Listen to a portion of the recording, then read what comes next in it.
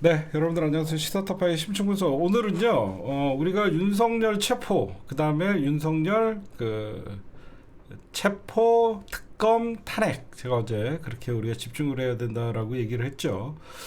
근데 많은 분들이 야, 그럼 김건희는 하는 얘기가 나와요, 그렇죠?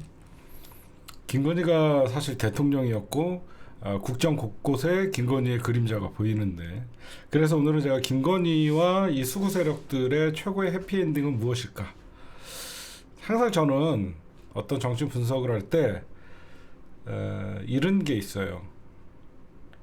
이 국힘당과 대한민국의 이 수구 세력들은요, 여러분들 상상 이상의 일들을 해요. 설마 하는데 합니다. 그게 바로 친이 쿠데타였어요. 그렇죠? 저도 순진하게 에이 설마 이 시대가 어떤 때인데 계엄령을 선포해? 우리가 이제 겪어보니까 쟤네들은 상상 이상의 에, 생각들을 해요. 그렇죠?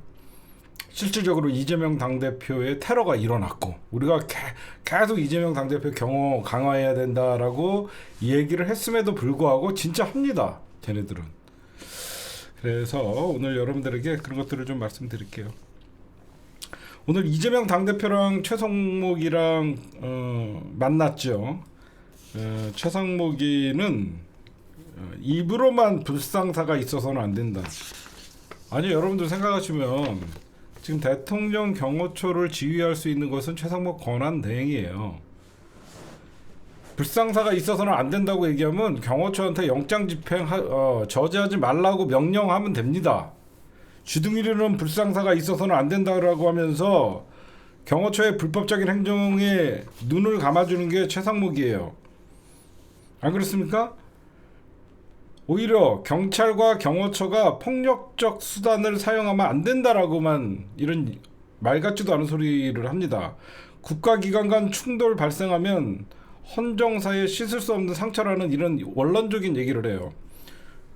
대통령 권한대행이 뭐예요? 헌정사에 씻을 수 없는 이런 상처를 내지 않기 위해서는 당연히 정상적인 영장 집행을 하는 국가기관의 편을 들어줘야죠. 이런 불법적인 윤석열 내란 범죄자를 옹호하는 이쪽에다가 양비론으로 갖다 붙이면 안 되죠. 그래서 최성목이를 범인이라고 하는 겁니다. 제가 어제 이런 말씀을 좀 드렸죠. 지금 인권위원장 이 윤창호 이 미친놈이라고 오늘 윤석열 인권 보호권 보장 안건을 올리려다가 역시 인권위 안에서 올바른 생각을 갖고 있는 과장들이나 직원들이 반발을 해서 시민들과 직원들이 반발을 해서 회의가 파장됐습니다. 지금 왜 그러냐면 인권위에서 만약에 윤석열 인권법이라 이런 것들을 올리게 되면요, 대한민국 인권위원회가 내란 공범이 되는 거예요. 응? 미친놈들입니다. 응? 그 다음에 명태균 휴대폰은 완전히 이제 검찰에서 포렌식이 이번 달 안에 끝난다. 이거는 우리가 차후에 지켜봅시다. 이거는 조금 이따 얘기하도록 하겠습니다. 오늘 여러분들 행안위에서 어제 법사위뿐만 아니라 더불어민주당이 이제 특검법을 대법원장 추천, 제3자 추천안으로 하고 거기에다가 이제 외환죄를 추가를 했죠. 그랬더니 외환죄가 빼야 된다라고 하면서 지금 저들이 난리를 치고 있죠.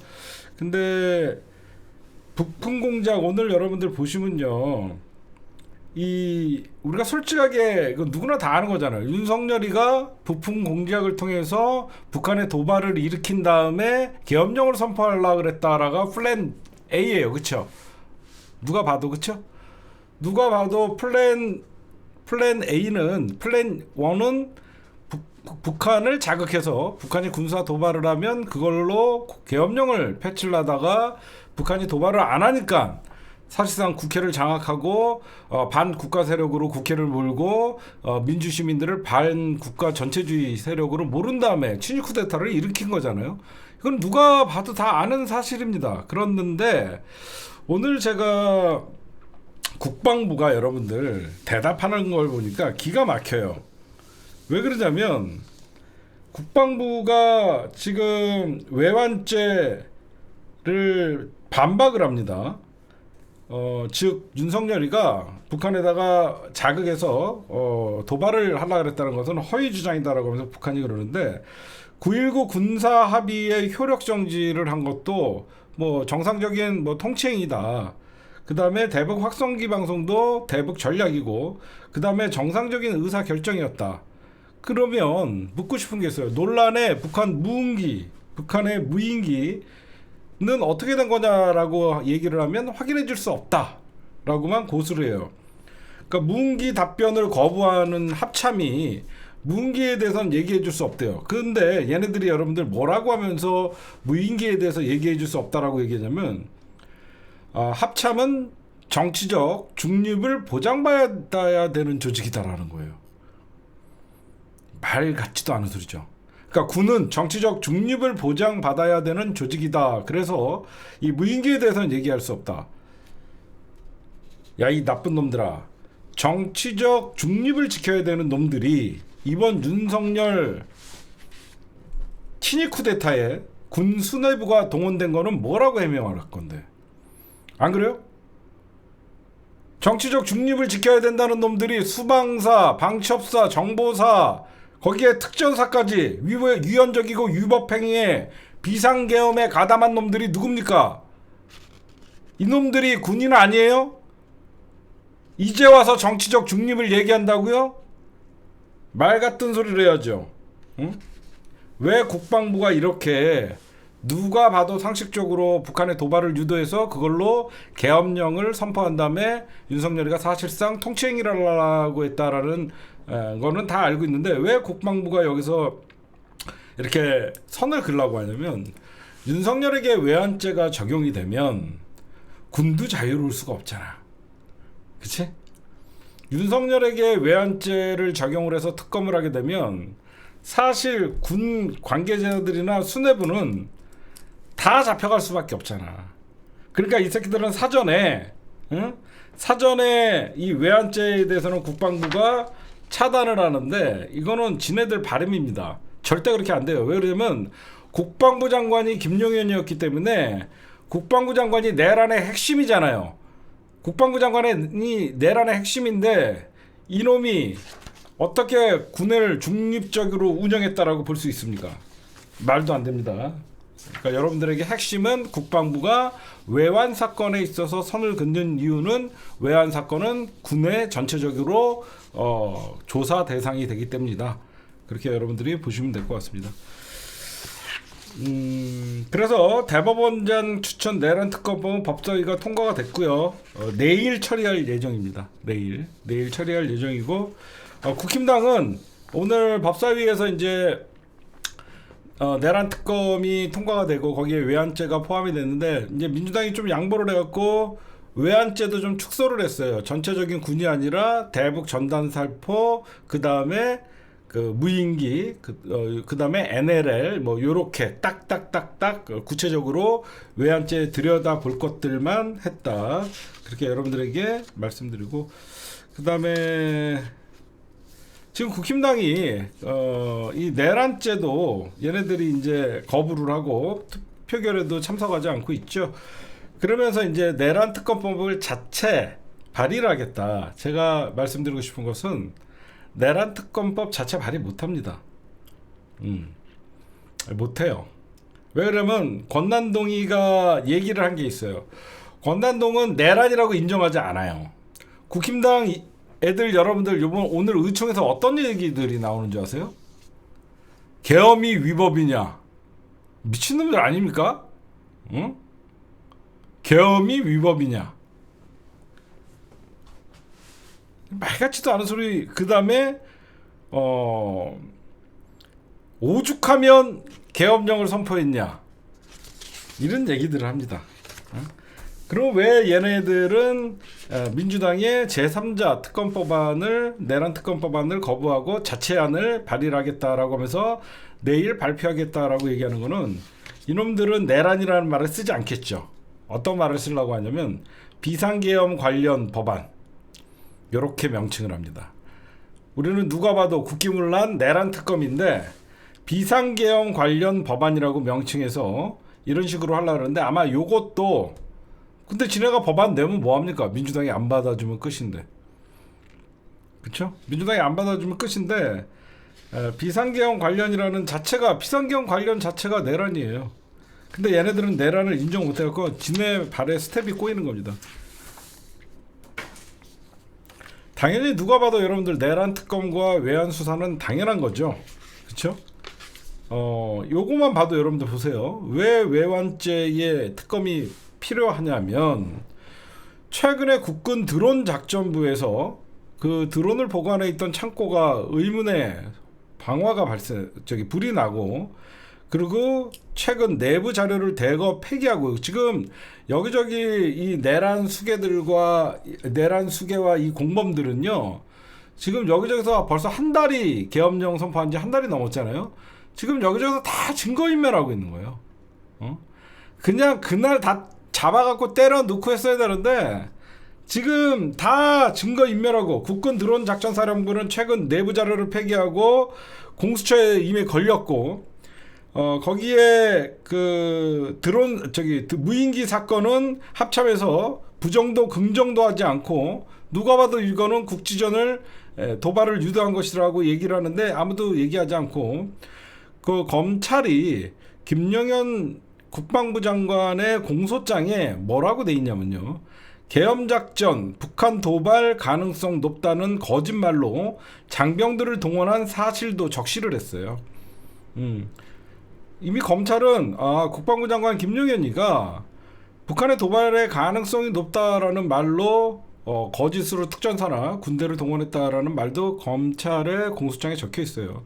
거기에 정보사의 북한 군복 구입 여러분들 다 알고 있었죠. 그 다음에 북파 공작원들을 동원을 하고 노상원 전 정보사령관이 서해 NLL에서 북한 공격을 유도해야 된다라는 메모가 발견되고 이것만 봐도 여러분들 외환죄를 조사를 안 해야 됩니까?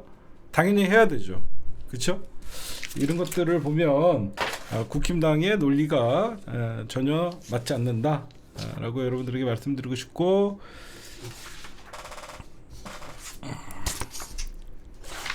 그 다음에 오늘 여러분들 행안위에 어떤 현안 질의가 있었습니다. 여기에서 새로운 사실이 드러났죠. 경향과 한겨레, MBC 그리고 뉴스공장을 단서하라. 전기도 끊고 물도 안 나오게 해라. 라고 이상민이 지시했다. 이걸 소방청장이 얘기를 했습니다. 이거는 소방청장이 이상민으로부터 보고를 받았다는 것은 윤석열이 사전에 지시를 한 겁니다. 그렇죠? 근데 이게 왜 중요한 사건이냐면 포고령에도 없습니다. 언론사 전기 끊으라는 거. 포고령에도 언론사 전기 끊으라는 것도 없는데 이 새끼들은 생각보다 철저하게 준비했어요. 그게 무슨 말이냐면 우리는 전부 계엄사령관이나 지금 계엄사령관, 특전사령관, 수방사령관, 정보사령관 이 새끼들 다 뭐라 그랬어요? TV 보고 알았다 그랬죠. TV 보고 알았다는 새끼들이 다 거짓말입니다 지금. 상상 이상이라 오랫동안 준비를 했고 심지어 단전 단수까지 하려고 그랬어요.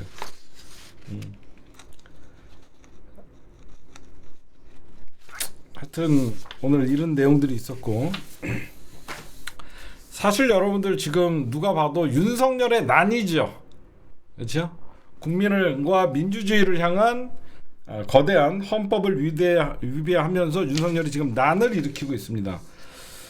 한 달이 넘었는데도 수습이 안 되고 있어요. 그러니까 많은 분들이 윤석열 계엄의 우울증을 겪고 있다라고 지금 얘기들이 나와요. 오늘 이상돈 중앙대 명예교수가 윤석열의 난이라고 표현을 했는데 이거는 누가 봐도 친위 쿠데타죠. 지금 박근혜 때랑은 확연히 다릅니다. 박근혜 때는 국힘당이 탄핵과 구속을 반대하고 그런 일은 없었죠. 근데 희한하게 저것들이 지금은 탄핵과 구속을 반대를 하고 난리를 치고 있어요. 이 일의 해결은 누가 봐도 윤석열이 해결하면 되죠. 그냥 체포영장에 순순히 공수처에 출두해 갖고 조사받고 공수처에서 이제 영장을 청구하면 검찰에서 이제 기소를 하게 되면 그거에 상응하는 구속 적부심을 받거나 그렇게 하면 됩니다. 근데 안 하고 있죠. 워터게이트 사건 여러분들 기억하시죠? 1974년 6월에 있었던 미국에서 있었던 워터게이트 사건입니다. 이 워터게이트 사건은 단순했어요.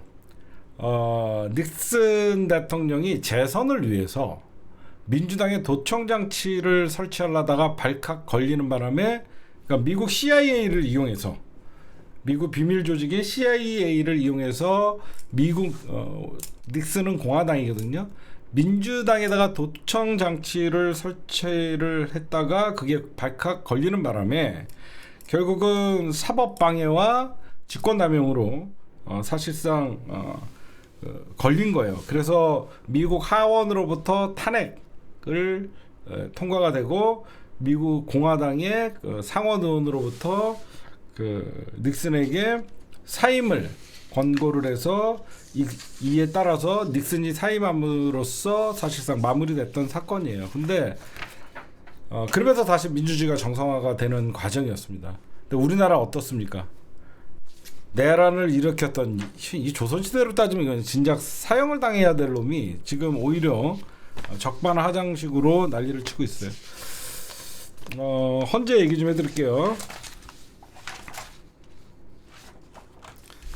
지금 윤석열 변호인단이 아예 대놓고, 이건 변론이 아니라 그냥 시간 끌기, 얘네들은 올 변론 지금 전략이 오로지 시간 끌기, 변론 전략이 오로지 시간 끌기밖에 없습니다. 지금 한 건의 그 기피 신청, 정계선 재판관이, 헌법재판관이 민주당 춘천이고 우리법연구회 소속이라는 이유만으로 정계선 재판관을 기피 신청을 했고, 그 다음에 나머지 세 가지의 어떤 이의 신청을 했어요. 제가 여러분들에게 하나하나 좀 따져드리면요, 총 4개의 어떤 이의 신청은, 첫째, 정계선 재판관에 대한 기피 신청, 두 번째, 변론 개시에 대한 이의 신청, 왜 이걸 14일부터 하냐 그런 거고, 세 번째, 증거 체부 결정에 대한 이의 신청, 네 번째가 변론길 일괄 지정에 대한 이의 신청인데, 이걸 우리의 언어로 쉽게 표현을 해드릴게요. 첫 번째, 정계선 재판관에 대한 기피 신청은 여러분들 알다시피 민주당 추천 몫이고 우리법 연구회 소속이기 때문에 정치적 편향성이 있다라고 얘기하면서 반대를 하는 것이고, 그 다음에 두 번째, 이게 법률 용어가 어렵잖아요. 두 번째는 변론 개시에 대한 이의 신청이라는 것은요, 왜 14일이 첫 변론 기일이 지정된 것이냐, 왜 본인들 마음대로 첫 변론 기일을 정하냐, 그러면서 시간을 끌라 그러다가 안 되니까 그것도 이의 신청을 한 것이고, 세 번째, 증거 체부 결정에 대한 이의 신청이라는 건 뭐냐면요, 지금 국회 측에서 그리고 헌재에서 현재 경찰과 검찰의 수사 자료, 즉 수사 자료를 보내달라라고 얘기를 했더니, 지금 윤석열 변호인 측에서는 헌재법 32조에 보면 이것들은 못 보게 돼 있다. 그러니까 수사 재판 중에 내란 수사 기록을 요청하는 것은 문제다. 그러니까 헌재법 32조에 이거는 문제다라고 얘기를 했는데, 헌재에서는 재판 중 내란 수사 기록 요청 문제 없다라고 일달라 그랬고요. 이거는 박근혜 때도 어떤 이거에 대해서 검찰의 수사 자료를 헌재에서 검토한 다음에 심판에 어떤 자료로 썼다라고 얘기를 하고 있고, 좀 구체적으로 말씀드리면요, 헌재법의 32조에 뭐라고 되어 있냐면, 재판부는 재판이나 소추 또는 범죄 수사가 진행 중인 사건 기록에 대해서는 송부를 요구할 수 없다라고 규정을 했어요. 이걸 윤석열 변호인 측에서 들은 겁니다. 근데 헌재 심판 규칙이라는 게 있어요. 헌법 재판 심판 규칙이라는 걸 보면, 당사자의 요청이 있으면 기록의 복사본 형태로 재판부가 수사 기록에 기록 제출을 요청 촉탁할 수 있고, 요청을 받은 기관은 특별한 사정이 없으면 신청인에게 그 열람을 보여야 된다. 박근혜 때도, 탄핵 심판 때도 헌재는 검찰의 수사 기록을 송부받아 심리를 참고해서, 그러니까 참고 자료를 쓰는 건데, 여기서 여러분들이 보셔야 되는 건, 당사자의 요청은 누구예요? 당사자는 누굽니까? 국회 소추인단. 국회 소추인단의 요청으로, 그러니까 국회가 검찰과 경찰에 윤석열 내란 사건 수사 자료를 요청을 했어요. 왜? 헌재의 심판 자료, 참고 자료로 보라고. 그러니까 국회가 요청을 해서 국회 소추인단이 요청한 것을 헌재 심판단에다가 내서 참고 자료를 하는데 거기에 위법이다라고 얘기하는데 헌재는 문제 없다. 이렇게 한 것입니다. 그다음에 네 번째, 변론기일 일괄 지정에 대한 이의 신청. 이건 무슨 말이냐? 오늘 윤석열 변호인단이 시간 끌라고 낸 거를 여러분들에게 하나하나 좀 설명드리면 딴 거 아니죠? 헌재가 5차례의 변론기일을 지정한 것에 대해서도 자신들의 의견을 전혀 듣지 않고 결정했다고 주장을 하고, 즉 헌재는 2월 2일인가요? 까지 지금부터 뭐 매주 일주일에 2번씩 해갖고 2월 5일까지 5차례 변론기일을 마무리하고 심판을 하겠다, 요거예요. 그러니까 헌재가 일방적으로 정했다는 것이죠. 그거에 대해서도 뭐 윤석열의 뭐 방어권이나 절차권 참여를 위축시켰다라고 했는데 헌재는 문제 없다, 이렇게 했습니다. 이렇게 하면 여러분들이 알아듣기 쉬울 것 같아요. 근데 왜 그러면 국회는 경찰과 검찰에 이 현재 윤석열 내란에 대해서 수사 자료를 요청했냐면, 당연히 여러분들 윤석열이 직접 지시했다라는 것들이 나오잖아. 그렇죠? 거기에 보면 검찰 김용현 공소장을 보면 윤석열을 내란 수괴라는 표현, 우두머리라는 표현을 쓰잖아요. 그거는 누가 봐도 윤석열이 헌법과 법률을 위반했다라는 것들이 명백하게 나오기 때문에 당연히 윤석열 직접 지시 여부 파악이 중요하기 때문에 검찰의 수사 기록과 경찰의 수사 기록이 필요하다라고 여러분들에게 좀 말씀드리고 싶습니다. 이해가 가시죠? 왜냐면 검찰 자료에는 누가 시켜서 했다 그런 것들이 명확하게 나오면 윤석열이가 내란 수괴의 우두머리니까 당연히 내란 수괴니까 윤석열에 의해서 헌법이 파괴됐다, 그렇게 되는 겁니다. 그 다음에 요건 좀 좋은 소식이에요.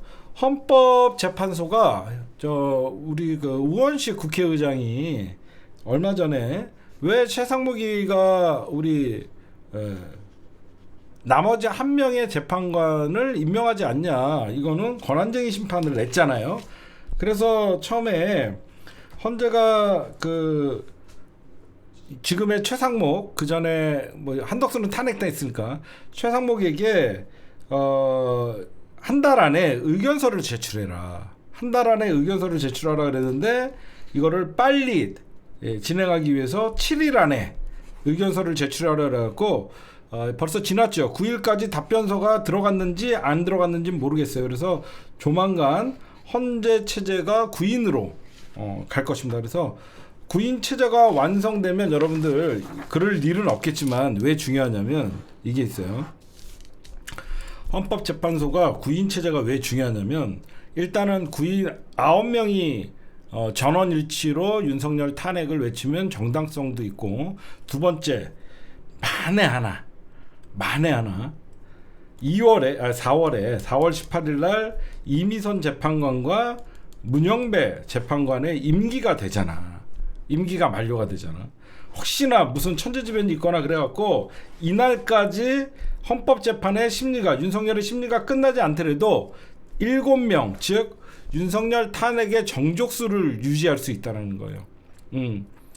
만에 하나, 그 전에 뭐 2월달이면 끝나겠지만 저것들이 어떤 방해 공작을 통해서 4월까지 끌어도 이미선 재판관과 문영배 재판관이 없어도 헌재의 탄핵 심리 정족수가 7명이기 때문에 7인 체제를 유지해서 할 수 있다. 그런 안전장치다라고 여러분들이 보시면 될 것 같습니다. 그 다음에 민주당이 아니라 국회 탄핵 소추인단이 굉장히 전략이 좋아요. 처음에 윤석열 탄핵 심판을 위해서 증인들 있죠. 증인들을 15명을 신청을 했었어요. 뭐 김용현 뿐만 아니라 여러 가지 내란에 관여된 사람들을 15명을 신청을 했는데, 지금 국회 탄핵 심판 소추인단에서 증인을 5명으로 줄였습니다.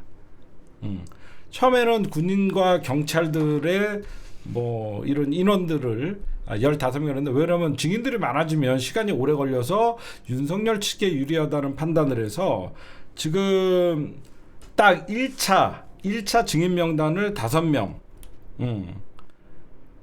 왜 그러냐면, 왜 나머지는 줄였냐면, 김용현 같은 애들 있잖아. 아직도 비상계엄은 정당한 국가 통치행위였다, 이런 인간들 딱 빼고, 지금 직접 국회 장악을 지시받은 수방사령관이나, 그 다음에 특전사령관, 그 다음에 조지호 경찰청장, 홍장원, 제가 예상할 때는 이 5명 증인은 여인영 방첩사령관 요인 체포하라고 지금 검찰에다가 얘기를 했죠. 여인영 방첩사령관, 그 다음에 이진우 수도방위사령관, 그 다음에 곽종근 특전사령관, 그 다음에 4번째 조지호 경찰청장, 5번째 요인 암살 명단을 불러줬다는 홍장원 국가안전보장, 요 5명만 있으면 엄청나게 빨리 지금 될 것이다라고 얘기가 나오고 있습니다.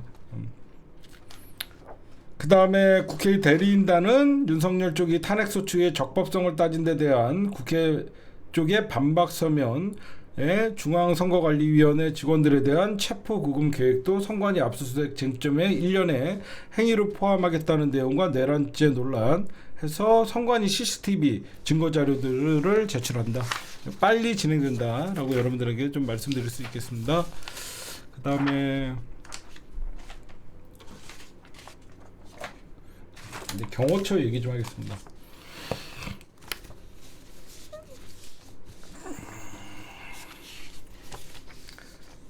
지금 여러분들 계속 경호처 안에서 어떤 일들이 발생하고 있고, 경호처의 내부 폭로가 이어지고 있죠. 누구를 통해서 지금 나오고 있죠? 여러분들 보시면 누구를 통해서 계속 지금 민주당 의원 누구를 통해서 경호처가 폭로가 계속 이어지죠? 여러분들 보세요. 누구야? 경호처 직원들이 누구에게 계속 연락을 합니까? 윤건영이죠. 왜 윤건영한테 연락을 할까? 왜 윤건영한테 연락을 할까? 왜 윤건영한테 연락을 할까? 윤건영이 문재인 정부의 국정상황실장이었잖아. 국정상황실장은 경호처를 다 관리를 하고, 이 경호처는 여러분들 인원이 바뀌지 않아요. 의리가 아니라 문재인 정부 때 문재인 대통령을 경호했던 경호관들이 아직도 그대로 남아있어요. 간부들, 대가리들, 처장, 차장, 본부장 요런 애들만 바뀌고, 나머지 과장, 부장급들은 전부 불과 3년 전에 문재인 대통령을 경호했던 사람들이에요. 이 사람들은 경호처에서 원래 근무했던 사람들이니까. 그래서 이 사람들이 볼 때는 당연히 현재의 그 가운데는 또 문재인 대통령이나 이 문재인 정부에서 특채로 들어간 사람들도 있을 테고, 그러니까 윤건영 의원한테 이게 정보가 다 들어가는 거예요. 국정상황실장은 모든 걸 다 컨트롤하는 거예요. 사실 문재인 정부의 2인자는 국정상황실장 윤건영이었거든요. 그러니까 윤건영은 국정상황실에서 다 들여다보고 있었거든요. 그래서 이런 어떤 중간중간에 그 소리가 안 들려요. 지금 다 마음으로 듣고 있어요. 제가 지금 소리 아무도 안 나가고 있고, 지금 소리는 전부 마음으로 듣고 있어요. 마음을 여세요. 그러면 소리가 들립니다. 그래서 지금 윤석열이가 직접 11일에도 여러분들 간부들과 오찬을 하면서 점심을 먹으면서 무력 사용을 검토하라고 했고, 12일 어제도 점심을 먹으면서 여기서 또 한 명이 좀 등장을 해요. 못 들어본 이름이 한 명이 등장을 하더라고. 지금 총 간부급 김건희 라인 딱 붙어있는 놈들이 6명들이더라고요. 그래서 이 6명과 오찬을 하면서 칼이라도 휴대해서 막으라고 지시를 했다. 이런 얘기가 나오고 있는데, 저는 이런 얘기를 좀 해드리고 싶어요. 윤석열 변호인단이 이런 얘기를 합니다. 윤석열 체포를 강행하면 내전으로 갈 수 있다. 내전으로 갈 수 있다. 여러분들 내전이 무슨 말이에요? 내전이 무슨 말이야? 전쟁이에요. 우리끼리 하는 전쟁이에요. 그쵸? 이 전쟁이라는 말을 이렇게 쉽게 하면 안 되는 거예요. 전쟁이라는 말을 이렇게 쉽게 하면 안 되는데, 그러니까 윤석열은 내란도 일으켰지만 지금 내전도 종용하고 있는 거예요. 그래서 제가 어제 방송에서 윤석열은 사형시켜야 된다 그랬잖아요. 그쵸?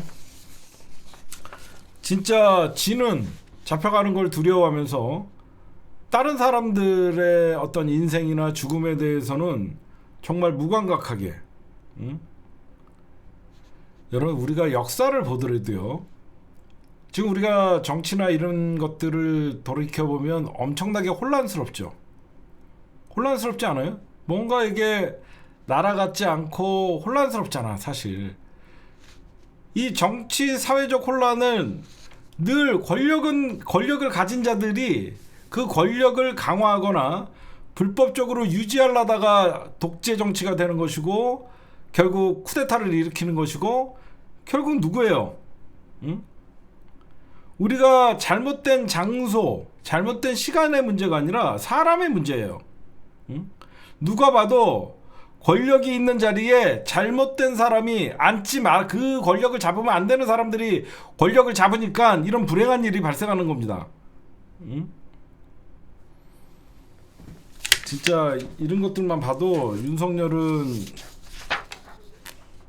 제가 어제 그랬잖아. 저 가방에 기관단총 들었다. 근데 지금 이제 경호처에서 여기 뭐 사실상 여러 가지 얘기들이 많이 나오면서 여러분들도 언론을 통해서 정보를 습득을 하고 계시죠.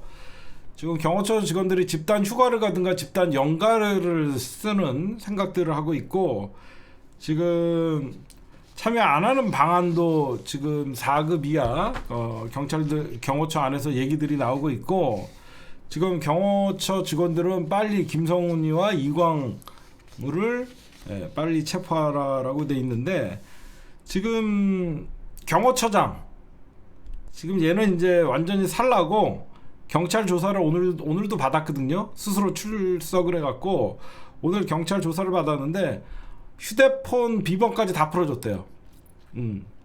휴대폰 비번까지 다 풀어줬는데, 이게 뭐 어떤 걸 의미하냐면, 우리가 지난 1차 영장 집행 때 우리가 1차 영장 집행 때 경호처장이면 윤석열이가 직접 전화했겠습니까? 안 했겠습니까? 모든 게 담겨 있습니다. 1차 영장 집행 때 윤석열이가 어떻게 지시를 했고, 그런 것들을 지금 얘는, 여러분들 그러면 박종준 경호처장은 왜 이렇게 경찰에 적극적으로 협조를 할까? 얘는 지금 내란 혐의도 수사를 받고 있기 때문이에요. 내란 혐의에 지금 조지호 경찰청장이랑 김봉식 서울청장을 삼청동 안가에서 김용현과 만나게 해준 사람이 바로 박종준이었거든요.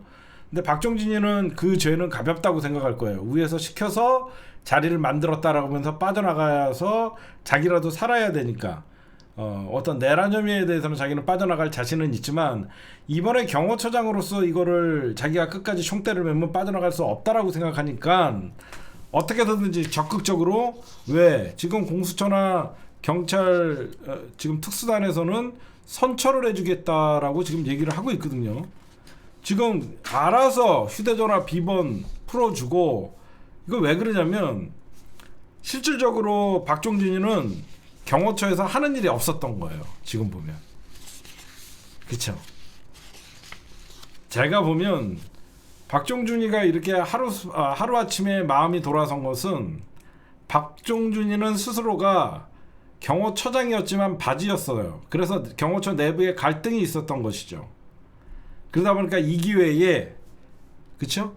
이 기회에 자기가 이 내부에 있었던 의견들이나 불만들, 그런 것들을 지금 다 발설을 하는 겁니다. 결국 1차 영장 집행 때 윤석열이나 어떤 최상목이나, 여기서는 최상목을 잡을 수 있을 것 같아요. 최상목이도 여기 분명히 잡힐 겁니다. 제가 왜 여기에 집중을 하냐면, 박종준 경호처장 휴대폰에는 당연히 최상목과의 통화가 없을 수가 없습니다. 1차 영장 집행 때. 그래서 그 당시 영장 집행 때의 구체적인 1월 3일의 상황이 확인되면 다 처단할 수 있죠. 지금 경호처 여러분들 좀 공수처 지금 빨리 체포했으면 좋겠는데 답답하죠. 지금 보니까 또 시간이 좀 딜레이가 돼 갖고요. 뭐 수목금이라는 소리도 있고 내일이랑 수요일을 뭐 저는 화요일 아니면 수요일 날이라고 봐요. 솔직히 지금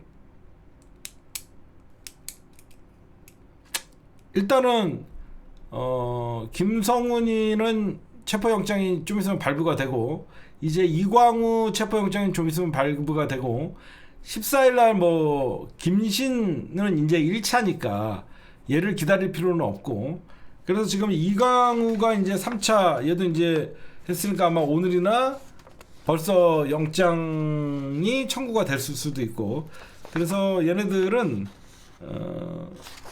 왜 저는 지금 한 방에 끝내려는 것 같아서 다행인데 저거 같아요. 이 나머지 지금 사실 나머지 경호처 직원 80%는 이미 뭐 백기투항할 자세가 돼 있는 사람들인데 5명이 기관다총을 쏘면 진짜 무서운 거예요. 그렇죠? 이 5명이 기관다총을 쏘면 굉장히 무서운 거예요. 그래서 괜히 유혈 사태가 발생할 수도 있기 때문에 그러니까 마음이야 우리도. 그래서 저는 무조건 경찰 특공대 저번부터 계속 얘기하잖아. 경찰 특공대가 움직이는 자체만으로 저쪽은 총을 못 쏴요. 경찰 특공대가 움직이는 자체만으로도 저쪽은 화력으로 제압을 할 수 있는 거거든요. 그래서 뭐 김어준 총수도 그렇게 얘기하지만 저는 계속 자네들이 가장 두렵게 해야 돼요. 무슨 안전이 우선 안전을 여러분들 나는 어이가 없는 게 안전을 위해서 특공대를 투입하는 거 아닙니까? 그렇죠? 안전을 위해서 경찰 특공대를 투입하는 거예요. 오히려 경찰 특공대를 투입 안 하면 저쪽이 저항 의지가 있으면 더 위험해지는 거예요. 그렇잖아? 경찰 특공대가 투입이 되면 장갑차와 헬기가 뜰 수가 있어요. 저는 그래서 자꾸 무슨 경찰 특공대가 투입되면 유혈 사태가 일어난다 천만의 말씀. 압도적인 화력과 압도적인 인원이 들어가면 아예 싸울 생각을 못하는 겁니다. 응? 그런 것들을 몰라요. 응? 그래서 현재 경호처 공수처의 전략은 경호처 지휘부터 현장에서 체포를 하고 거기서 인간 방패를 하거나 현장에서 막는 자들은 바로바로 체포를 한다는 거야. 그래서 바로바로 그러니까 한 명씩 끄집어내 갖고 당연히 그러면 김성훈이나 이런 애들은 뒤에 빠져 있겠지. 그렇지? 김성훈이나 이광우 같은 애들은 당연히 현장에 안 나오겠지. 무전으로만 하겠지. 무전으로만. 그러면 당연히 현장에 없으니까 얘네들은 현장에서 지휘하는 거랑은 또 다르지. 현장 지휘관은 좀 급이 낮은 사람들이 나오겠지. 그래서 지금 이광우, 이진아, 안경호가 있더라고. 이 안경호라는 사람이 새로 등장했는데 얘도 김건희 라인입니다. 기획관리실장 지금 김건희 라인 6명 무슨 김용현 라인 이런 얘기도 하지만 무조건 용사는 다 김건희 라인이야.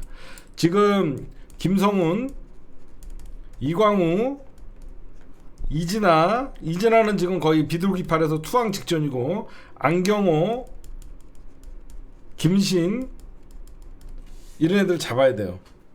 바로 체포해야 돼요.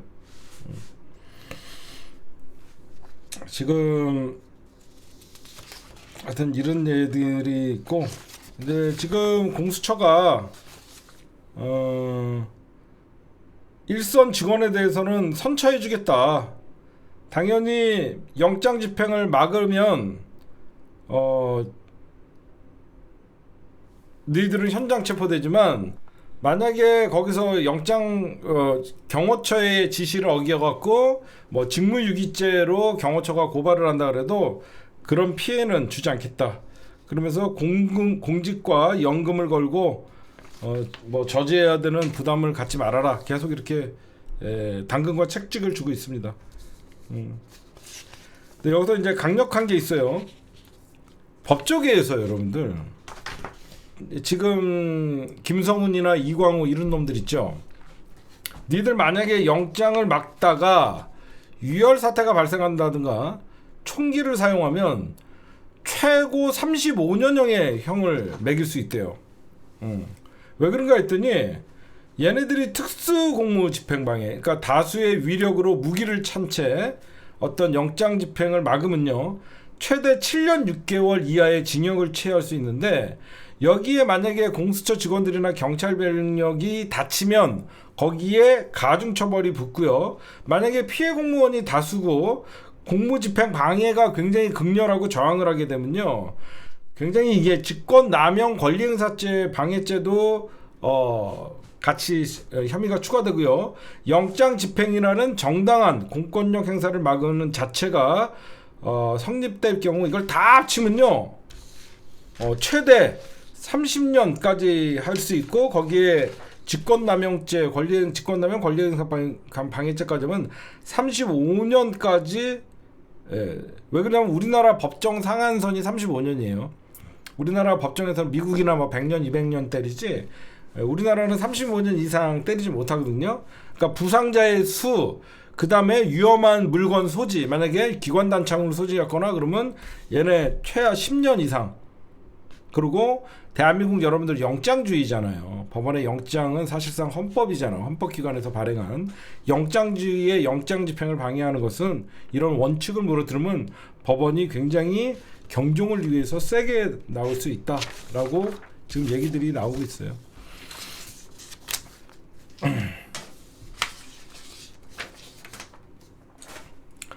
네, 오늘의 주요 뉴스였습니다. 네, 지금부터는 어디까지나 저의 개인적인 생각이라는 것을 여러분들에게 말씀을 먼저 전제를 깔고 드리도록 하겠습니다. 여러분들 보수들, 지금 뭐 조갑제품 하는 모든 보수들도 계엄령은 미친 짓이다. 사실상 윤석열의 탄핵과 조기 대선은 확정이다라는 생각들을 해요. 특히 뭐 미국도 사실상 윤석열을 버렸고, 사법부도 윤석열의 이 친일 쿠데타는 도저히 이건 진보의 보수의 문제가 아닌 것만큼 굉장히 중요한 사안으로 보고 있고, 조선과 동아도 내란 쿠데타, 이 친일 쿠데타 내란 혐의에 대해서는 쉴드가 불가하다 할 정도로 지금 굉장히 세게 나오고, JTBC는 손석희가 있었을 때의 어떤 그 정도의 보도를 지금 쏟아내고 있죠. 그럼 저는 이런 생각을 해요. 윤석열 때문에 대한민국의 보수가 죽는다라는 위기감이 분명히 여기저기서 터져 나옵니다. 그러면서 저것들이 계속 양비론을 펼치고 이념 논쟁을 펼치면서 민주당도 잘못한다 이런 어떤 얘기를 해요. 그러면 이렇게 나가다간 여러분들 수고가 다 죽어요. 기득권자들, 윤석열과 보수가 괴멸된다라는 위기감이 있겠죠. 검찰도 마찬가지고. 그럼 쟤네가 가장 좋아하는 엔딩이 무엇일까? 저렇게 정광훈을 앞세워서 국힘당과 정광훈이 같이 윤석열 탄핵 반대라 그래서 윤석열이가 헌재에서 살아나오는 것이 쟤네들에게는 가장 해피엔딩일까? 아니죠. 오히려 쟤네들은 윤석열이가 헌재에서 잘못해갖고 탄핵에서 살아나오면 뭐 할 거야? 오히려 보수는 더 지옥 같은 2년을 보내야 된다라고 생각을 하겠죠. 지금부터는 제 개인적인 생각입니다. 김건희, 윤석열이 이렇게 된 과정을 한번 봅시다. 윤석열이가 이렇게 극단적인 행동을 했던 것은 모두가 시작부터 김건희가 대통령이었고, 김건희는 자기 특검을 받지 못합니다. 여태까지 대통령 가족들의 문제에 대해서 특검을 거부한 대통령은 아무도 없었습니다. 그러다 보니까 윤석열은 처음부터 꼬인 거예요. 김건희의 23억 도이치모터스 주가 조작과 그거는 대통령 선거 전부터 터진 사건이고, 그 중간에 대통령이 된 다음에 디올백 사건, 어디 하나 하루가 편할 날 없이 김건희의 사건이 윤석열 정부의 발목을 잡았다는 것은 알만한 사람은 다 알죠. 다 김건희가 사실상 이번에 내란 친위 쿠데타도 여러분들 보시면 점점점 195표, 196표 하면서 김건희 주가 조작, 즉 김건희 특검에 조여오는 국회의 압박에 저는 못 이겨서 김건희의 지시에 따라서 윤석열이가 실행을 했다라고 생각하거든요. 여러분들 아마 동의하실 겁니다.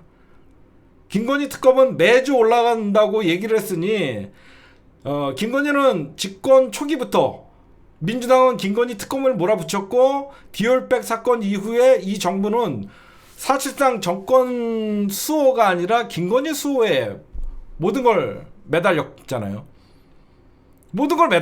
윤석열 자체가 김건희 수호라는 특검에 대해서는 무조건 거부권 행사하고, 그러면서 극단적으로 민주당을 반공산 전체주의라고 생각하고 윤석열을 비판하고 민주 시민들에게는 공산 전체주의 세력이라는 낙인을 찍으면서 본인의 권력을 유지하려고 그랬죠.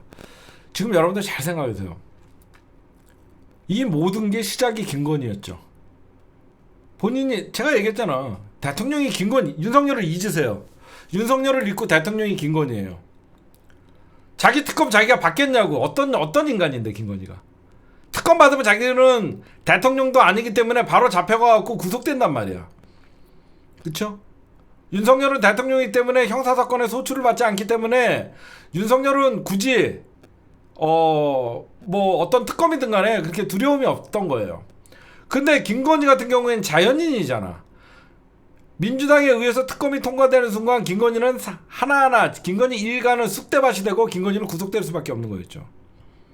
그래서 이런 극단적인 계엄령이라는, 그 계엄령의 면면을 보면 그냥 국회를 장악해서 김건희 특검이나 이런 것들에 대해서 민주당이나 국회의 활동을 중지시키기 위한 게 가장 일빠따였잖아요. 그럼 여러분들 보세요. 지금의 용산에 갇혀있는 김건희와 윤석열을 바지라고 생각해보세요. 윤석열은 바지예요. 김건희한테 쪽도 못 써요. 앞에서 큰 소리 쳐도 뒤에서 김건희가 다 듣고 이래라 저래라고. 지금 모든 대한민국의 인사, 그 다음에 공천 전부 김건희가 한 거예요. 특히 청와대 대통령실 안에 모든 참모, 경호처 전부 김건희가 다 뽑은 겁니다. 그럼 여기서 김건희가 할 수 있는 게 뭐예요?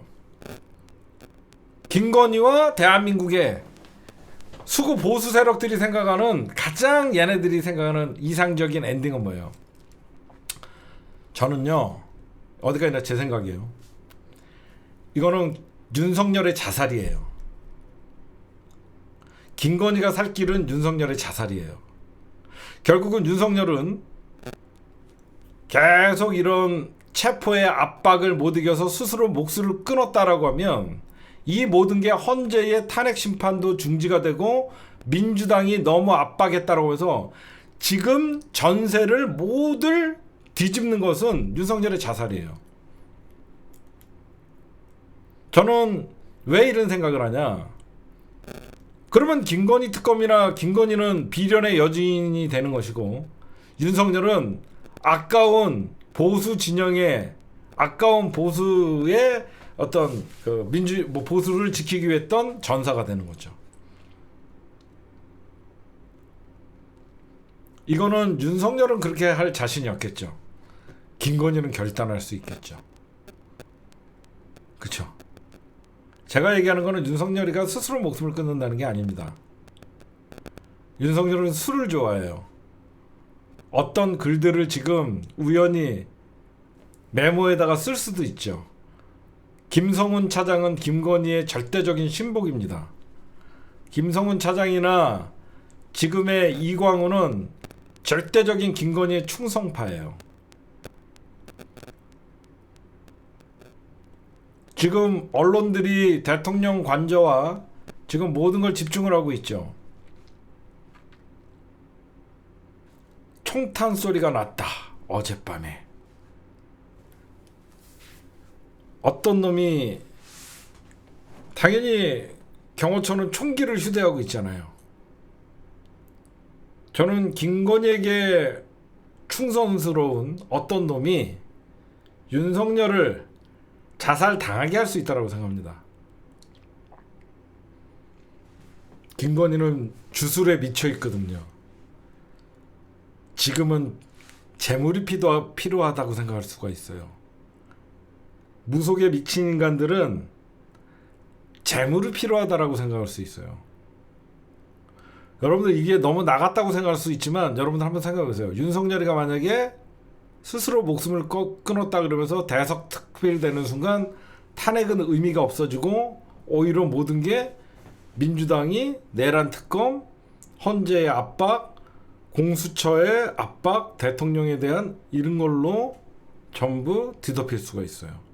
그러면 김건희 특검이나 이런 것들을 발휘하는 게 너무 비인간적이다라고 하면서 김건희 수사는 멈출 수밖에 없겠죠. 저는 그런 생각을 해요. 김건희는 그런 일을 하고도 남아요. 얘네들은 생상의 이상의 행동을 합니다. 왜 제가 여러분들이 이런 생각을 하냐면, 여러분들 윤석열이가 아무리 무대 보고 멍청하고 그래도요, 윤석열은 검사 출신이에요. 검사 출신이고 지금 윤석열은 나름 구술을 하면서도 동생들 밥을 사주고 나름 가오를 중요시하는 놈이에요. 그렇죠? 얘네들은 체포가 임박되면 그냥 스스로 나가겠다 며칠까지 그러면 끝나는 일이에요. 근데 이걸 계속 극단적으로 치닫게 하고 이런 일들은 이 뭔가 엔딩으로 달려가는 느낌이 있어요. 그런 느낌 없어요? 윤석열 주변이나 지금 저 강경파 새끼들 저런 애들은 절대 충성이거든요. 그러면 지금은 윤석열을 희생시켜서 다음 대선에서 민주당 정권을 맡겠다는 게 대한민국의 김건희나 수구 기득권 세력들의 저는 공통적인 생각이라고 생각해요. 왜 그러면 역사는 반복되거든요. 박정희라는 18년간 극악무도한 독재정부, 독재정치를 펼쳤지만 박정희는 김재균 총탄 한 방에 산업화의 영웅이 됐거든요. 윤석열은 내란을 일으킨 친위 쿠데타 범죄자이지만 누군가 총탄 한 방에 의해서 또는 스스로가 목숨을 끊었다는 그 한 장면으로 보수를 지키려고 했던 영웅이 될 수 있는 거거든요. 저는 우리가 자꾸 저러다 윤석열 자살당한다는 얘기를 막 해야 돼요. 막 해야 됩니다. 걔네들은 무슨 일을 할지 몰라요. 이미 사법부는 윤석열 버렸다는 거는 지희들도 알아요. 검찰도 윤석열 버렸다는 건 스스로도 알아요. 윤석열이가 헌재에서 살아나와서 돌아올 확률도 없지만 돌아온다 그래갖고 대한민국의 기득권 세력들과 보수에게는 1도 도움이 안 돼요. 그러면 유일하게 저들이 바라는 윤석열의 마지막 엔딩은 죽음이다. 그래서 저렇게 관저에서 버티는 거다. 저는 저런 것까지 봐요. 공수처가 경찰 특수단과 들어올 때 지금 김성훈이랑 이광우가 보이지 않을 겁니다. 그렇죠? 그 자리에서 체포될 수 있기 때문에 뒤에서 지휘를 할 거라고요. 그러면 분명히 김성훈이나 이광우는 윤석열과 같이 있을 거라고요. 공수처가 체포 들어왔을 때 관저 안에서 총소리가 날 확률이 많아요. 그러면 김성훈이나 이광우가 대통령이 서거하셨다라고 하면서 본인들이 나오고, 그러면 공수처는 진압을 하러 갔다가 압박을 주는 윤석열 죽음에 어떤 책임이 있는 자들이 되고, 저는 그래서 시간을 주면 안 된다는 거예요. 그래서 이거는 절대 시간을 주면 안 된다는 거예요. 왜 제가 왜 이런 얘기를 하냐면 우리가 지금 윤석열을 잡으려고 하지 김건희에 대해서는 속수무책입니다. 왜 이 모든 프로젝트는 저는 김건희가 생각하고 있다라고 생각하냐면요. 내란 특검이나 여러 가지 윤석열을 잡아다가 체포를 해갖고 이미 검찰 수사나 이런 것들을 조사를 해보면요. 김건희가 내란의 핵심입니다. 저는 그렇게 생각해요. 이 모든 친위 쿠데타, 계엄령 이 모든 것은 김건희의 지시를 받은 친위 쿠데타를 일으켰던 김건희 라인이 벌린 거예요. 윤석열이가 대통령으로서 김건희를 사실상 바지사장을 하던 윤석열이가 잡혀가는 순간 김건희는 끝나는 거거든요. 그렇죠? 제가 윤석열을 과대평가하는 게 아니라 김건희를 얘기하는 겁니다. 이 사람아 좀 정신을 차리고 들어요. 윤석열은 결국은 김건희 손바닥 위에 있는 거예요. 김건희가 지금 무슨 짓을 할지 몰라요. 윤석열이라는 자를 제물로 맞춰갖고 지가 사는 길을 선택할 것인지. 지금 경호처 직원들도 살 수 있는 길이 윤석열을 공수처와 특수단에 넘기지 않는 게 사는 길이 아니라는 건 다 알잖아. 응? 지금 경호처나 이런 애들도 결국은 공수처가 진입하고 특수단이 진입했을 때 관저에서 총소리가 났다라는 저는 이게 가장 들리지 않아야 된다고 생각해요. 그래서 지금 공수처나 경찰은 저도 이 내용을 좀 전달해 줄 거예요. 왜 그러면 여러분들 입장 바꿔놓고 생각해봐요. 입장 바꿔놓고 생각해봐요. 여러분들이 김건희, 여러분들이 윤석열, 그리고 김건희에게 모든 충성을 다하고 있는 김성훈이나 이광우가 있어요. 그리고 대한민국에 보이지 않는 수구 기득권 세력들이 있어요. 윤석열이 돌아오는 거는 수구 기득권 세력들이 좋아하지 않아요. 김건희가 살 수 있는 길은 지금 없어요. 윤석열이 체포돼 갖고 탄핵당하면 당연히 조기 대선이고 당연히 민주당이 이번에 대선에서 이기게 되면 김건희 특검은 더 강도가 높아지면 김건희는 죽기 전까지는 못 나올 겁니다. 쟤들이 할 수 있는 건 뭐예요? 윤석열 죽음으로 김건희를 못 건드리게 하는 겁니다. 김건희가 살 길은 윤석열을 제물을 바쳐갖고 본인에 대한 수사를 막는 거죠. 남편도 스스로 목숨을 끊었는데 김건희까지 구속시켜야 되냐라는 동정론이 발생을 하거든요. 그들은 늘 그렇게 살아왔어요. 늘 재물을 바치고 늘 희생양을 찾고 자기네 조직 보호와 이익 보호를 위해서는 언제든지 헌신짝같이 버리는. 검찰도 그런 놈들이에요. 응? 지금 여러분들은 그래도 김건희 특검 통과시키고 막 이렇게 하죠. 여론이라는 게 그러지가 않아요. 막상 사람이 죽잖아요. 막상 사람이 죽으면 중도는 흔들려요. 민주당도 너무했네 이런 소리가 여기저기서 쏟아져 나올 겁니다. 그리고 윤석열을 뭐 여소야대의 전국을 헤쳐나가지 못해서 정치적으로 심한 압박을 느꼈던 윤석열은 계엄을 통해서 국정을 풀어보려고 그러다가 극단적인 행동을 했다.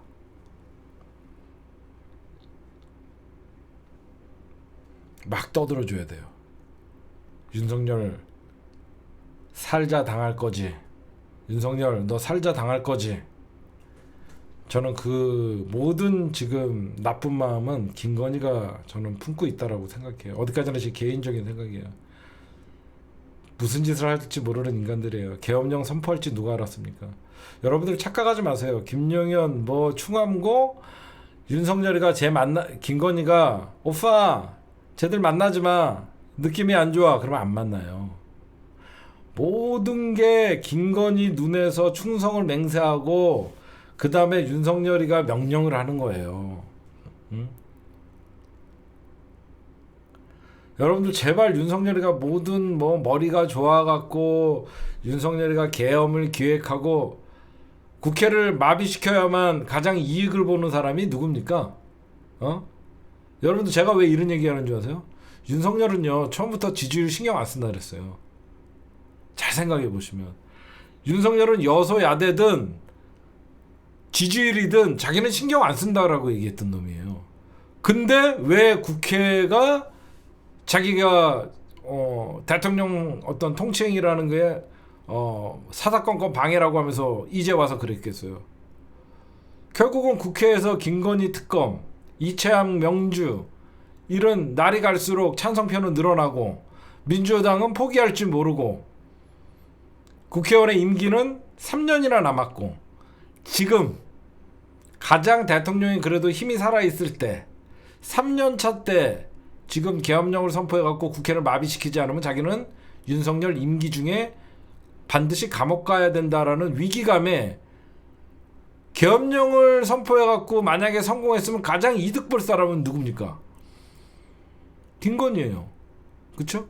어떤 나쁜 짓을 행할 때 누가 가장 이득을 보나를 보시면 돼요. 윤석열이가 계엄령을 선포해갖고 사실상 독재자의 낙인을 찍고 그런 국정 통치행위가 강화됩니까? 아니죠.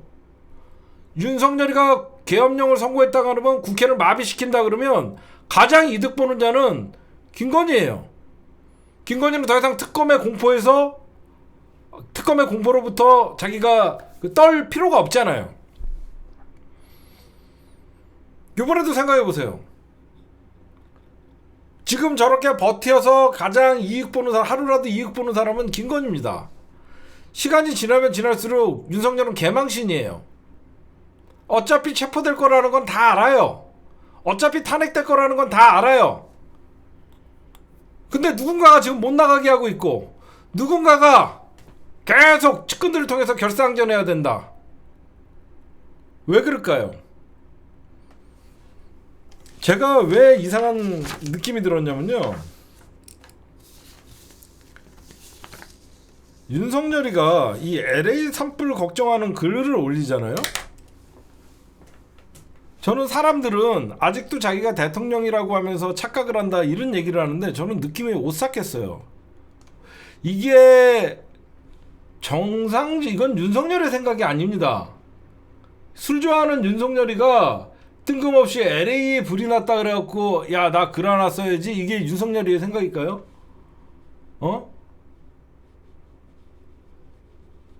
이게 윤석열의 생각일까요? 저는요 이런 생각을 했어요. 저는 어떻게 보면 저게 유언장으로 들리는 거예요. 유언장. 윤석열은 끝까지 대통령으로서 직무가 정지됐지만 최선을 다하려고 미국에 있는 교포들까지 챙기려고 했다. 난 그런 생각이 드는 거야. 내가 저걸 보면. 그런 생각 안 들어요? 이게 정상적인 탄핵이 된 대통령이 미국에서 저게 분명히 이 글을 쓰면 여기저기서 물어뜯고 미국 국민들을 걱정하는 거 그럼 우리나라 국민들은 걱정 안 하냐 그러면 욕먹을 글이거든요. 이게 보면요 미국 국민들 하는데 이거 우리나라 국민들이나 걱정하지 미친놈 아니냐 그러면서 욕먹을 글이에요. 근데 윤석열은 직무 정지 중에도 해외 교포들을 생각하고 국정의 만전을 기다렸다. 그리고 제가 왜 윤석열이가 살자당할 거라는 생각을 하냐면 윤석열이가 새벽마다 술을 많이 먹잖아. 술을 많이 먹었다가 술 취한 게에 극단적인 행동을 했다라고 하면 너무너무 자연스럽거든. 그쵸? 얘가 술을 진탕 먹잖아. 그러니까 누군가가 살자를 당해도 몰라. 응? 그리고 옆에서 김건희가 오빠 나중에 이런 글이라도 좀 메모라도 좀 해놔. 이거 좀 써놔봐. 이런 거라도 혹시 써놔갖고 끄적 됐다가 그 시간을 디데이로 잡고 나중에 윤석열 메모 6월에 비슷한 메모가 발견됐다. 제가 좀 많이 나갔죠. 여러분들 김건희는 제가 전문가예요. 김건희는요. 여러분들 주술에 미쳐있는 게 아니라 김건희 자체가 신기 있는 여자예요. 사람들은 자꾸 김건희가 무당들을 찾아간다고 얘기하는데 김건희는 무당을 고르는 겁니다. 자기는 어떤 신을 모시고 있고 다른 신을 모시고 있는 무당들을 찾는 거예요. 응?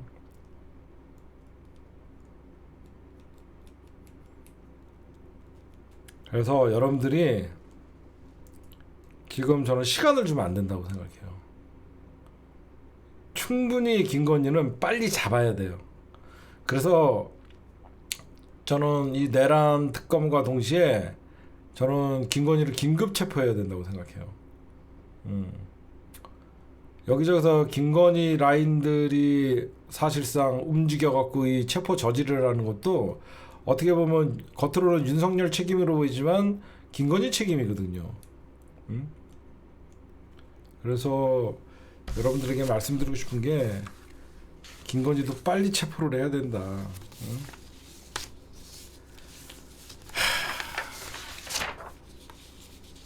이상하다 느낌이 요즘.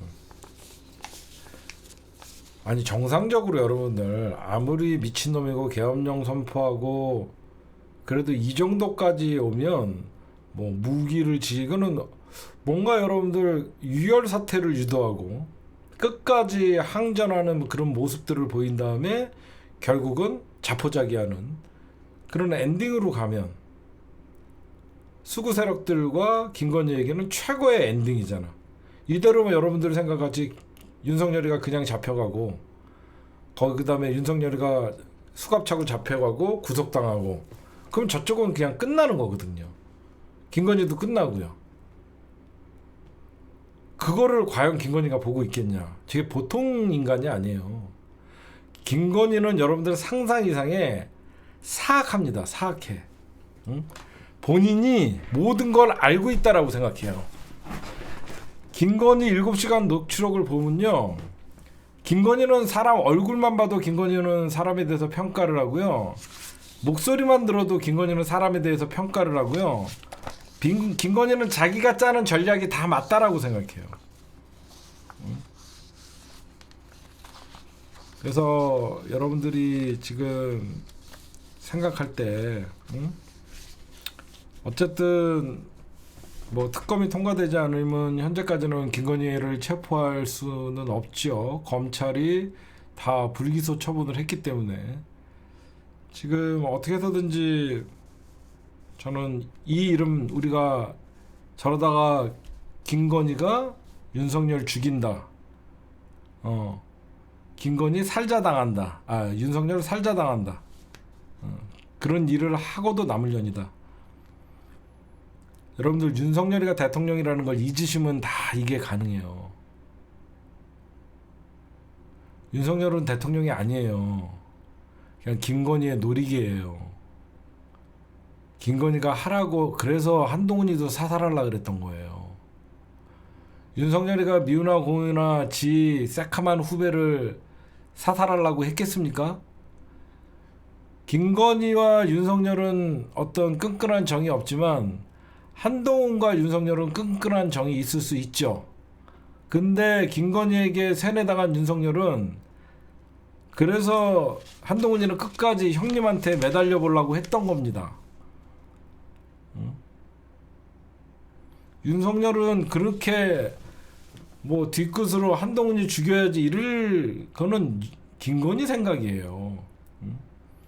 그래서 한동훈이를 당대표 나오는 것부터 막으려고 1심 논란을 펼쳤던 것이고 여러분들 원하는요. 어차피 나를 항상 비방했던 사람은 나쁜 놈이라고 생각하지만 늘 나와 함께 동지라고 생각했던 인간들이 배신할 때 그 인간은 더 용서가 안 되는 거거든요. 그쵸? 그래서 그 한동훈 사살 명단에 포함됐던 거는 그건 김건희가 짠 거예요. 이거는 어디까지나 제 개인적인 생각입니다. 저는 항상 저들이 지금 도간에 든 쥐고 궁지에 몰렸잖아요. 저 인간들은 이익 집단이에요. 이익 집단은 본인들의 이익을 해치는 자들은 제거를 하고 결국은 자기 사익이 바쁜 거예요. 지금 저들은 한 달 후면 도관에 든 쥐가 사실상 살아 돌아와도 위기고 죽어도 위기예요. 그러면 누군가는 죽어야만 되는 거예요. 누군가는 죽어야만 이 보수 괴멸을 막을 수 있다라고 생각을 하겠죠. 두 가지가 있겠죠. 스스로 목숨을 끊는 그런 스토리로 갈 건지, 아니면 경호원에 의해서 죽음을 당하는 것인지. 누군가는 미쳐있다. 미쳤으니까 저렇게 지금 경호처를 요새화를 하고 있다. 저는 경호원 5명 중에서 한두 놈은 미쳐있다라고 생각해요. 그래서 총을 갈길 가능성이 높다라고 생각하는 거예요. 그래서 특공대가 투입돼야 된다고 생각해요. 니들 안 와도 나 혼자 맞겠다라고 하면서 혼자 중무장해갖고 총 갈길 놈들이 분명히 있어요.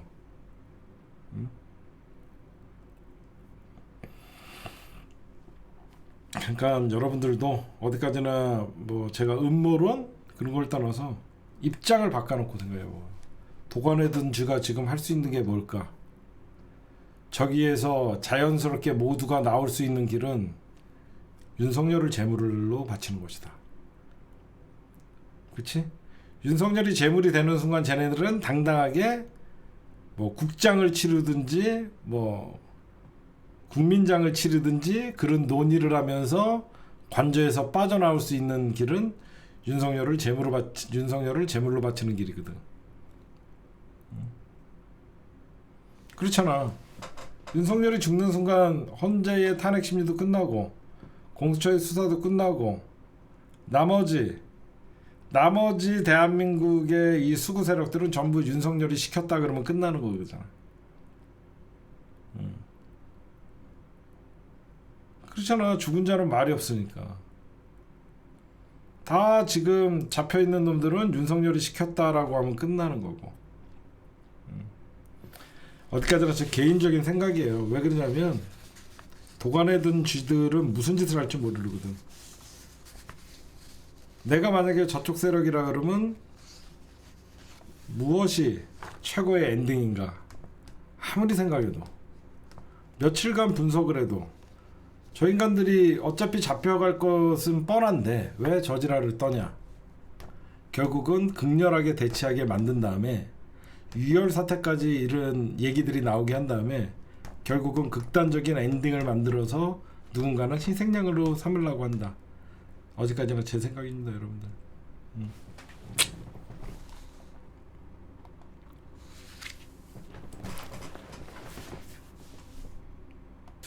네, 여러분들 지금 전 세계에서 야, 선진국인 대한민국에서 이런 일이 발생했어 라고 하면서 되게 놀라죠. 그렇죠? 야, 어떻게 대한민국이라는 나라가 개발도상국이나 후진국에서 일어날 수 있는 저런 내란 쿠데타가 일어날 수가 있냐라고 하면서 충격이었습니다. 전 세계가 충격을 받았어요.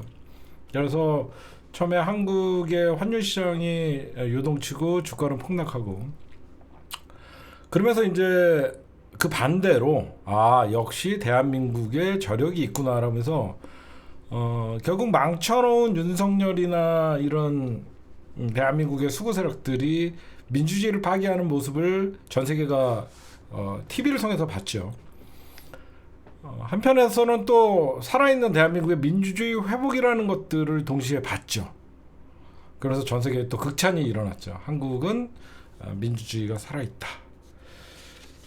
그래서 여기저기서 이제 젊은 세대들이 뛰어나오고 한국의 집회문화, 먹고 즐기고 싸우는 이런 집회문화를 보면서 사람들은 놀랐어요.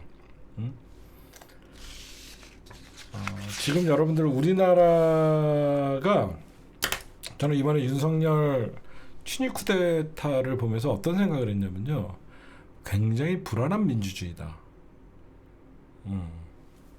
굉장히 불안한 민주주의다라는 걸 느꼈어요. 어디서 제가 그런 거를 느꼈냐면, 지금 우리가 거의 어떤 해외에서 볼 때 윤석열 그 내란이라는 거에 충격을 받고 민주주의가 발빠르게 국회에서 해산을 하고 회복되는 걸 보면서 극찬을 했지만 그 반대로 지금 새로운 어떤 대한민국에 숨어있던 악의 뿌리들이 나타나는 걸 봤죠. 그러니까 제가 무슨 말하고 싶냐면 대한민국이라는 나라는 민주주의와 반민주주의 세력이 공존하는 민주주의가 돼버린 거예요. 전 세계에서도 이런 나라가 없어요. 어려워요? 안 어렵죠. 민주주의와 반민주주의가 공존하는 민주주의가 지금 돼 있는 거야. 깜짝 놀라는 거야. 지금 제가 보면 왜 그러냐면 우리가 정권을 잡아도 이런 반민주 세력을 국민으로 인정을 하고 포옹을 하고 안고 가야 되는 과제가 남는 거죠. 너무너무 웃긴 게 윤석열 내란을 옹호하고 윤석열 내란을 정당화시키려고 하는 국민의힘이라는 저런 위원 정당을 또다시 민주적 선거에 의해서 뽑는다는 거예요. 반민주적인 생각을 가진 사람을 민주적인 선거에 의해서 당선시켜버리니까 저런 반민주적인 인간들을 처단을 못한다는 거예요. 제가 보면 진짜 오히려 민주주의 국가에서 친일을 하는 인간들을 정당화시키고 우리나라가 언제부터인가 이런 국힘당이라는 정당을 우리가 진작 해산하지 못하다 보니까 반민주주의자들을 민주적인 선거에 의해서 뽑는다는 모순을 갖게 됐다는 거예요. 제가 보면. 그래서 우리가 앞으로 이런 과제들을 사실 해결을 하려면 진짜 국힘당이라는 정당을 해산시키지 않는 한 우리는 민주주의를 표방한 반민주 세력들과 끊임없이 싸우는 내전을 겪어야 된다는 겁니다. 정치가 국민들을 화합하고 통합하는 장이 아니라 끊임없이 이념과 어떤 이념 논리 또는 양극화 논리로 끊임없이 국민들을 갈라친 덕분에 본인들의 권력을 유지하는 이런 반민주 세력들이 민주주의에 공존한다는 것은 대한민국의 위험 요소다라는 얘기들을 좀 말씀드리고, 그 다음에 점점점 정치가 양극화된다는 게 뭐냐면 우리나라는 어느 순간부터 특히 저는 모든 원죄는 국힘당이에요. 나를 반대하는 사람들을 적대시하는 거, 그렇죠? 우리나라 정치만큼 나와 정치적 식견이 다른 사람을 적대시하는 거는 그 어디에도 없습니다. 우리 민주진영에 있는 분들은 국힘당을 욕하다가도 김상욱 같은 애들이 내란은 잘못됐다라고 얘기하면 박수를 쳐준단 말이에요. 저들은 그러지 않아요. 진짜 저들은 그러지가 않아요. 그래서 제가 얘기하면 우리가 살아가는 우리 민주주의가 참 모순 덩어리고, 그래서 제가 늘 왜 그러면 민주주의는 이런 모순을 안고 우리가 살아가야 되냐, 사람들이 착각하는 게 있어요. 민주주의 국가는 자본주의다. 민주주의와 자본주의는 충돌할 수밖에 없는 영역에 있기 때문에 양극화가 벌어지는 것이고 끊임없이 충돌하는 거예요. 우리나라뿐만이 아니라 전 세계적으로 왜 양극화 현상이 벌어지고 미국도 극단적으로 트럼프 지지자와 민주당 지지자가 적대시하면서 거기는 국회까지 불까지 지르면서 왜 이렇게 적대시되냐면 민주주의라는 개념과 자본주의는 충돌할 수밖에 없어서 그래요. 그래서 서구 유럽 국가들 같은 경우에는 사회 민주주의를 채택하기도 하고 독일이나 이런 나라들도 많죠. 근데 우리나라는 이런 무슨 사회 민주주의 이런 것만 들으면 공산당 빨갱이 프레임이 늘 가로막는 것이죠. 그런 좀 말씀드리고 싶고, 그다음에 요즘 언론을 보면요,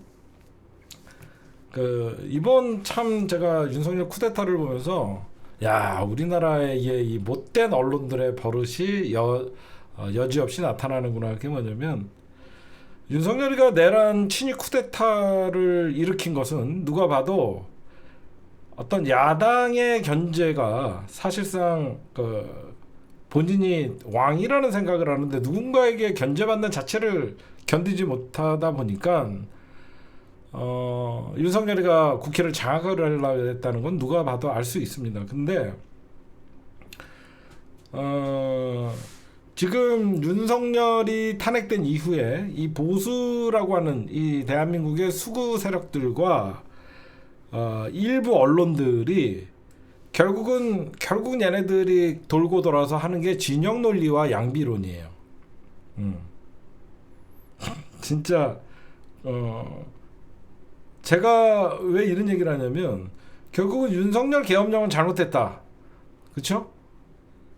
쟤네들도 윤석열 계엄은 잘못됐다 하다가 요즘 조금씩 이제 점점 좀 더 세게 망가지는 거를 보는데 윤석열 계엄은 잘못됐고 윤석열 탄핵 심판도 헌재에게 뭐 시비는 걸지만 그 탄핵 소션이 국회에서 통과된 거에 대해서 뭐 자기는 반대했다라고 하면서 뭐 얘기들은 하지만 거기에 이재명은 안 된다가 붙어요. 이상하죠. 이건 조선일보에 지금 공작이 드러나고 있거든요. 윤석열 내란은 잘못됐지만 이재명은 안 된다. 이재명은 안 된다가 왜 붙어요? 결국은 국힘당이나 윤석열도 잘못됐지만 이재명만큼은 막아야 된다라고 하면서 저들은 지지층을 결집을 하고 양비론으로 민주당도 안 된다. 그렇죠? 민주당도 민주당이 윤석열을 탄핵하는 것은 이재명을 대통령을 만들려고 하는 것이다. 내란을 단죄하면 이재명이 대통령 된다. 지금 저들의 프레임이에요. 윤석열을 탄핵하면 이재명이 대통령 된다. 저들의 프레임 싸움이에요 지금. 그러면서 대한민국의 어떤 윤석열이나 내란 세력들은 진영 논리를 통해 내란 사태의 책임을 윤석열이 아닌 야당과 정치 구조 탓을 하죠. 이게 가장 심각한 거예요. 윤석열이가 잘못해갖고 내란 친위 쿠데타를 일으켰는데 대통령의 제왕적인 권한을 얘기합니다. 이런 거에 여러분들 넘겨주면 안 돼요. 아니 윤석열이 대한민국의 제도나 헌법이 잘못되어 있는 게 아니라 잘못된 인간이 헌법을 농락하고 위헌적인 행위를 했기 때문에 탄핵이 됐는데 윤석열의 잘못을 제왕적인 대통령 권력에 있다라고 하면서 개헌론을 펼치는 인간들. 그런 얘기들 하잖아 지금. 그러면서 대한민국의 정치 구조가 잘못 있다. 결국 이게 물타기란 말이에요. 물타기. 그래서 뭐 윤석열도 잘못했지만 뭐 이재명 민주당도 잘못했다. 이거는 마치 언론에서 중립적인 거를 표명하는 것 같지만 책임 소재를 흐리려고 하는 거예요. 누가 봐도 윤석열이가 내란 친위 쿠데타를 일으키지 않았으면 나라가 이렇게 혼란스럽지가 않아요. 윤석열은 잘못이에요. 근데 민주당도 잘못했다라고 합니다. 이런 말 같지도 않은 소리들을 여러분들이 절대 이 논점 흐르는 거에 대해서 흔들리면 안 된다. 그런 말씀을 드리고 그 다음에 이 낡은 수구 세력들이 결국은 여러분들 이번에 윤석열이가 친위 쿠데타를 일으킬 때도 보면 뭐죠? 북한을 이용하려고 그랬죠. 누가 봐도 북한을 이용하려고 그랬잖아요. 결국은 윤석열 또한 21세기에 북한을 이용해서 계엄령을 선포하려다가 그게 실패하니까 결국은 직접적으로 무리수를 두면서 국회를 장악하려고 반국가 세력 이런 얘기를 하면서 계엄령을 일으킨 겁니다. 결국은 얘네들은 또 북한을 이용했던 거예요.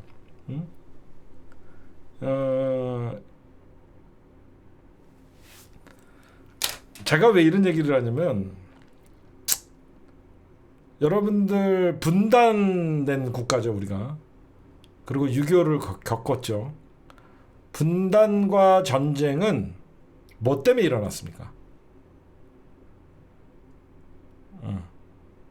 분단과 전쟁은 왜 일어났습니까?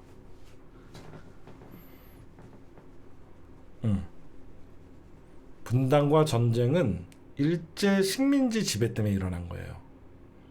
그렇죠? 누가 봐도. 그러면 우리가 분단되고 전쟁을 겪은 것은 전부 일본의 식민지 지배 이후의 상황입니다. 그러면 우리는 아직도 분단과 전쟁, 평화 통일조차 못하는 거는 일제 식민지 지배에서 우리는 벗어나지 못한 거예요. 일본의 저주로부터 아직도 대한민국은 서로 국민들이 물고 뜯고 싸우고, 저는 그렇게 생각해요. 여러분도 생각해보세요. 남과 북이 통일해서 통일 대한민국이라는 엄청난 민족적 과업을 수립하면 자네들이 종북 빨갱이 타령을 할 수 있습니까? 전쟁의 상처를 우리는 씻고 넘어설 수 있죠. 결국은 분단과 전쟁이라는 아픔을 극복하지 못했기 때문에 일제 식민지 지배의 상처였던 분단과 전쟁을 극복하지 못했다는 것은 그 일제 식민지 잔재 세력들이 아직도 대한민국에서 통일을 원하지 않는 반통일 세력들, 반민주적 세력들, 권력을 위해서라면 민족을 이간질하고 전쟁도 서슴없이 하는, 저는 이런 것들을 보면 결국 식민지 지배라는 것은 자국의 경제적 이익을 팽창시키는 거였거든요. 18세기 때 영국이 그랬고 19세기 때 18세기 때 영국, 스페인, 네덜란드 뭐 이런 서구 열강들이 17세기, 18세기 때 어떤 영국의 산업화와 함께 전 세계를 호령했던 거는 결국은 경제적 팽창을 하기 위해서 식민지 지배를 했잖아요. 일본도 동아시아에서 동북아시아에서 자기네들이 왕처럼 군림하기 위해서 우리나라뿐만 아니라 동아시아 국가들을 전부 식민지 지배를 했었잖아요. 결국은 제가 여러분들에게 말씀드리고 싶은 것은 이렇게 끊임없이 북한을 이용하는 국힘당은 아직도 일제 식민지 잔재를 먹고 사는 새끼들이다. 진짜 여러분들에게 그런 말씀들을 꼭 드리고 싶어요. 그러니까 우리가 누가 봐도 일본에 의존하고 일제 식민지 잔재 세력들이 대한민국의 모든 기득권을 해방위에 갖고 권력을 유지하다 보니까 결국은 분단과 전쟁을 끊임없이 이용하고, 그 분단과 전쟁은 일제 식민지 지배의 아픈 상처거든요. 그래서 제가 여러분들에게 아직도 21세기에 북한을 이용해서 계엄령을 선포하려고 했던 어떤 윤석열이나 결국 윤석열 쿠데타 세력들, 그렇죠? 일제 식민지 지배를 미화하려는 세력들이 윤석열 정부에서 많이 득세를 하고, 그 뉴라이트가 국정의 중심이 되고, 그러다 보니까 저 일제 식민지 지배를 미화하는 세력들은 분단과 결국은 전쟁을 이용하지 않을 수 없는 세력들이었다. 그래서 저는 국힘당 정당 해산은 일제 식민지 잔재 청산의 하나라고 생각해요. 여러분들도 동의해 주셨으면 좋겠어요. 우리가 어렵지 않아요. 일제 식민지 지배의 잔재, 일제의 잔재를 청산하는 것은 국힘당 해산으로부터 시작되어야 된다. 저는 그런 말씀을 좀 드리고 싶어요. 저 일본을 추앙하는 인간들, 남북의 분단을 이용하면서 권력을 유지하려는 인간들, 저건 진짜로 국힘당은 일제 식민지의 잔재 세력들입니다. 그래서 국힘당은 반드시 해산돼야 된다. 오늘 이런 얘기를 좀 드리고 싶습니다. 예.